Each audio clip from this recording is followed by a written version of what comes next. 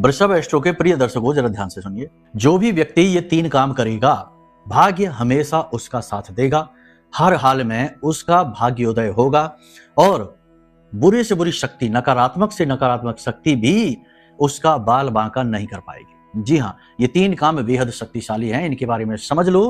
पुराणों में इसके विषय में भी वर्णन मिलता है। आपको हम शिव पुराण के विषय में बताएंगे, गरुड़ पुराण के विषय में बताएंगे। ध्यान से सुन लीजिए कि ये 3 काम कौन से हैं।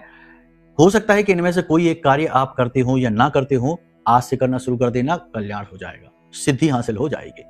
सबसे पहला काम तो आप ये करिए कि देखो, जीवन में यदि भाग्योदय में परेशानी है तो कुंडली में दोष है, कुंडली आकलन करा लीजिए। ये इन 3 काम के अलावा एक काम है जो हम आपको सलाह के तौर पर दे रहे हैं। कुंडली आकलन आपके जीवन का सबसे महत्वपूर्ण फैसला है। ये आपके इस जीवन में आने के उद्देश्य की पूर्ति हेतु आवश्यक है। तो कुंडली आकलन कराइए, वहीं से सारे मार्ग खुलने शुरू हो जाएंगे। ठीक है, पहला काम ये। दूसरा काम ये करिए कि प्रतिदिन अपने रसोई घर में मिट्टी का एक पात्र रखिए, उसमें जल भरिए, स्वच्छ जल, थोड़ी सी उसमें मिश्री यानी कुछ मीठा मिला लेना और इस जल को रोज अपने घर के मुख्य दरवाजे पर सुबह सूर्योदय होने के बाद सिंचित करिए। यह अत्यंत आवश्यक है।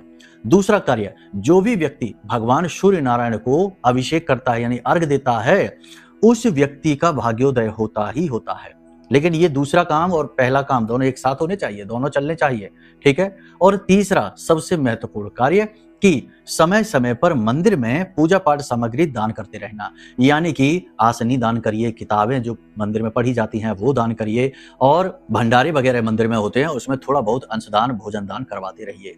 इन सब कार्यों से भाग्योदय होते हैं। लेकिन इन सब से बढ़कर एक ऐसा कार्य है जो आपको जरूर करना चाहिए। ये भाग्योदय का सबसे बड़ा कारक होता है। ये कार्य यह है कि हमेशा स्वयं का आकलन करते रहना चाहिए कि हम जीवन को किस गति में लेकर जा रहे हैं।